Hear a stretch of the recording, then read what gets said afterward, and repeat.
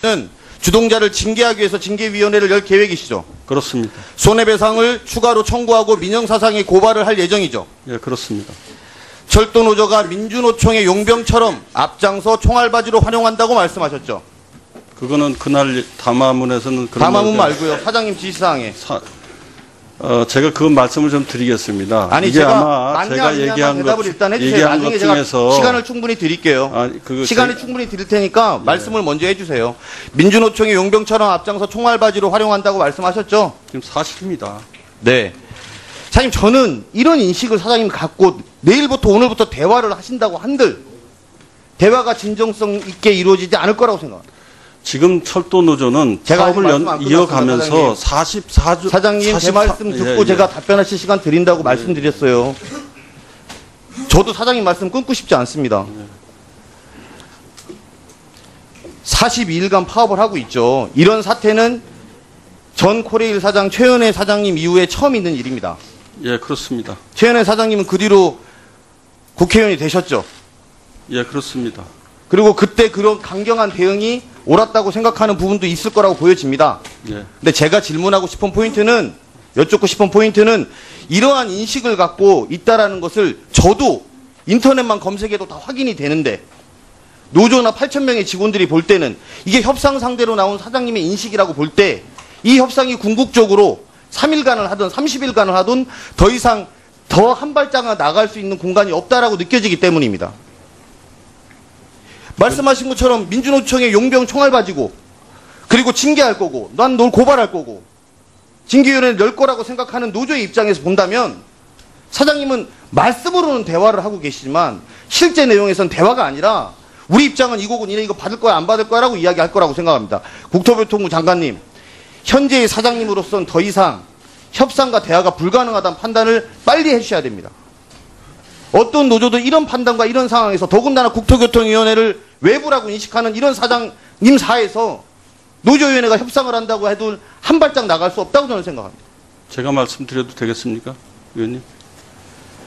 장관님, 그 인식이 어떻게 생각하십니까? 일단 그 노사 간의 그런 문제, 협상의 당사자가 누구와 되어야 될 것이냐, 그다음에 또 이런 사측과의 노측과의 그런 협상의 그런 결렬의 원인 이런 것들은 이미 누차례 다 제기가 되어 왔고 여러분들이 다 공유하는 상황이기 때문에 그 부분에 대해서는 좀 더 노사 간의 그런 협상의 진전을 이룰 수 있도록 이끌어내는 것이 가장 자연스러운 결과라고 생각합니다. 네, 빨리 마무리하세요. 네. 사장님, 이제 시간 제가 드린다고 그랬으니까요.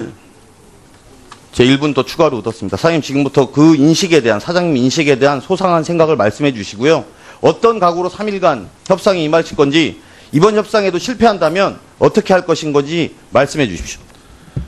제가 철도공사에 오면서 한 사람도 제가 우리 직원을 내 손으로 내보내지 않겠다는 약속을 했습니다. 그러면서 저는 철도공사에 들어오는 순간 철도공사가 모든 헌신적인 노력을 다하겠다 이렇게 생각을 했습니다. 근데 철도노조에서 파업을 42일 동안 장기간으로 가져가기 때문에 이 문제는 우리 국민들이 불편하기 때문에 안 되겠다. 이 국민들이 불편한 상황에서도 철도공사에서 징계를 안 한다든지 뭐 이런 경우가 있으면 안 되겠다 하는 그런 제 진심된 생각이었습니다. 저희가 연말까지 각오로 하고 준비를 해라 한 것은 최근 11월 2일 날 철도 노조에서 서울역 집회에서 무기한 총파업 지침을 내렸습니다. 철도 파업 일정이 길어질 수 있기 때문에 안전운행, 열차 안전에 문제가 없도록 긴장을 늦추지 말라는 뜻으로 말씀을 드린 겁니다. 아마 내부 문건이라고 해서 저도 지금 봤습니다마는 그 회의 내용에서 여러 가지 행간을 적지 않고 노조 쪽에서 아마 이것을 정리를 한 것 같은데 조금 악의적으로 좀 정리하지 않았나 이런 생각을 갖습니다. 저는 진실되게 그런 말씀이 없고요. 용병으로 한다고 하는 것은 기본적으로 42일 동안 파업을 하면서 철도노조가 다른 노조로부터 44억 원의 자금을 지원받았습니다.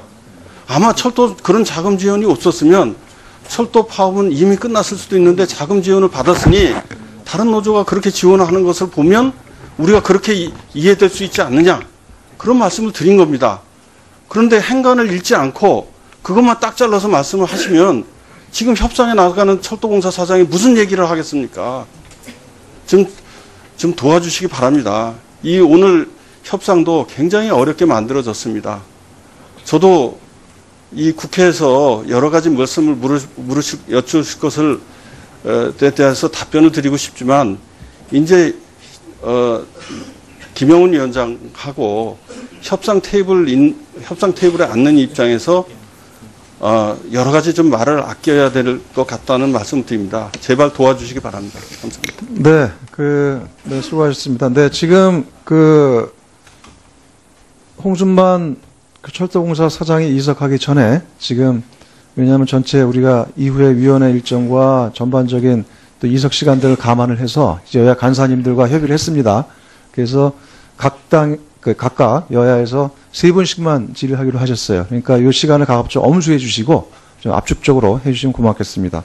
네, 다음은 박미영 의원님. 예. 네, 질의하십시오. 저는 먼저 정책적인 것부터 하나 여쭤보겠습니다. 장관님과 철도공사 사장님. 지금 얼마 전에 몇 년 전에 발표된 철도산업 발전 방안에 보면 말이죠. 이제 앞으로 SR 설립과 관련해서 지주회사, 자회사 체제로 가는 것으로 이래 되어 있고, 여러 분야 중에서 시설 유지 이런 것도 결국 그런 시스템으로 가는 것으로 이렇게 발표된 적이 있죠. 철도공사 사장님 어디 계세요? 예. 이거 지금도 유효합니까, 이 계획이? 지금 지주회사 계획은 지금 현재로서는 없고요. 그래서 요 부분에 한번 보십시오. 지금 이렇게 되면 어떻게 되느냐 하면은 현재 SR이 생기면서 이원화되고 있지 않습니까? 예. 근데 이원화하는데 그 중에서 수선 유지 보수 문제가 만약에 코레일이하고 지금처럼 코레일이하고 코레일 자회사가 한다면은 이게 상당히 모순이 있습니다. 어떻습니까? 어찌 보면 외형상 경쟁회사가 수선 유지를 해주는 나는 이런 모순이 지금 보이거든요. 이래서 그렇죠. 어떻습니까?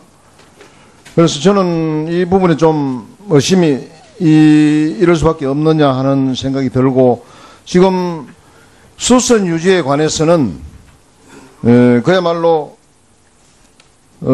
철도 시설 공단이 있지 않습니까? 이 전문성을 가지고 아주 노하우가 있는데 여기서 일제해야지. 지금 코레일처럼 경쟁회사까지 망라해서 할 때 요번에 어떻습니까? 장기 파업이 일어나면은 다 같이 어려워지는 거 아닙니까? 여기에 대해서 어떻습니까? 이 여기에 대한 어떤 제도적 개선이나 앞으로 보관이 장관님하고 사장님 어떤지 한번 말씀해 주시죠. 예. 철도산업발전기본법이 아마 2003년에 제정이 됐을 당시에는 상하분리 원칙에 따라서 유지보수 사업은 하부 사업으로 철도공단이 담당하기로 그렇게 됐지만은 당시에 아마 철도청의 노조 반대로 인해서 문제가 제기가 되고, 그리고 국회에서 심의되는 과정에서 철도공사가 유지보수 업무를 담당하도록 그렇게 수정된 걸로 알고 있습니다. 그렇지만 지금 이제 철도공사와 또 SR의 그런 경쟁 체제가 생겼습니다만은 이런 부분들은 유지보수 업무를 어떤 식으로 옮길 것인가, 한번 옮기기가 그렇게 쉬운 일은 아니기 때문에 앞으로 전문가들 의견 또 이런 공공성과 안전성 이런 부분에 대한 토론을 거쳐서 좀 준비해 나가야 될 그런 사안이 아닌가. 이 부분이 우선 이렇게 밖에서도 이렇게 보이니까 요번에 파업하면서 여러 가지 어려움은 있지만은 이 결과를 가지고 공부를 좀 많이 해서 앞으로 향후 철도 정책에 반영하기를 바라고, 철도공사 코레일 사장님 좀 나오세요. 정말 얼마나 고통스럽고 고생이 많으십니까? 어제도 제가 KTX 타고 올라왔는데 정확하게 이렇게 운행해 주셔서 참 고맙다는 생각을 했는데, 그러기 위해서는 참 뜻밖에도 많은 분들이 고생을 하고 이번 파업으로 국고가 낭비되고 참 분열되고 참 이 어마어마한 이 후유증을 다 어떻게 해야 되는지, 예, 그래서 이제 어렵게 오늘 뭐 노사 협의가 이루어질 텐데, 뭐 저는 주문을 한 가지 하고 싶습니다. 정말 이렇게 어렵고 힘들고 하더라도 원칙을 좀 준수해 주십사. 또 봉합이라는 이름으로 이렇게 슬쩍슬쩍해서 어물쩍하게 안 넘어갔으면 좋겠다. 그리고 이제 결국 여기에 따른 뒤에다 정리된 뒤에 책임 추궁이나 이런 부분도 좀 정확하게 하셔가지고 어떤 이런 악성 이런 어떤 파업 노사 분규 이런 것이 앞으로는 없었으면 좋겠다. 고통을 요번에 겪는 것으로 마치자. 뭐 이런 평소에 지로일까 생각을 말씀을 드리고 뭐 이로 인해서 지금 운행률이 떨어지고 임시 참가자들이 숱한 고생을 하고 힘듭니다만은 앞으로 정말로 이제 좋아진다면 국민들도 불편을 감수하리라 믿습니다. 그런 마음으로 좀 당당하게 원칙에 입각해서 어렵다고 미봉책으로 봉합하지 말고 좋은 협의를 이끌어내 주시기 바랍니다. 예, 명심하도록 하겠습니다. 네. 우리 박명희 의원님 시간을 잘 지켜주셔서 고맙습니다. 여러분들이 다 공유하는 상황이기 때문에 그 부분에 대해서는 좀 더 노사 간의 그런 협상의 진전을 이룰 수 있도록 이끌어내는 것이 가장 자연스러운 결과라고 생각합니다. 네, 빨리 마무리하세요. 네. 사장님 이제 시간 제가 드린다고 그랬으니까요. 제 1분 더 추가로 얻었습니다. 사장님 지금부터 그 인식에 대한 사장님 인식에 대한 소상한 생각을 말씀해 주시고요.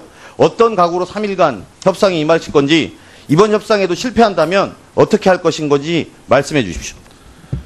제가 철도공사에 오면서 한 사람도 제가 우리 직원을 내 손으로 내보내지 않겠다는 약속을 했습니다. 인터넷만 검색해도 다 확인이 되는데 노조나 8,000명의 직원들이 볼 때는 이게 협상 상대로 나온 사장님의 인식이라고 볼 때 이 협상이 궁극적으로 3일간을 하든 30일간을 하든 더 이상 더 한 발짝을 나갈 수 있는 공간이 없다라고 느껴지기 때문입니다. 말씀하신 것처럼 민주노총의 용병 총알 가지고 그리고 징계할 거고 난 널 고발할 거고 징계위원회를 열 거라고 생각하는 노조의 입장에서 본다면 사장님은 말씀으로는 대화를 하고 계시지만 실제 내용에서는 대화가 아니라 우리 입장은 이거고 니네 이거 받을 거야 안 받을 거야 라고 이야기할 거라고 생각합니다. 국토교통부 장관님, 현재의 사장님으로서는 더 이상 협상과 대화가 불가능하다는 판단을 빨리 해주셔야 됩니다.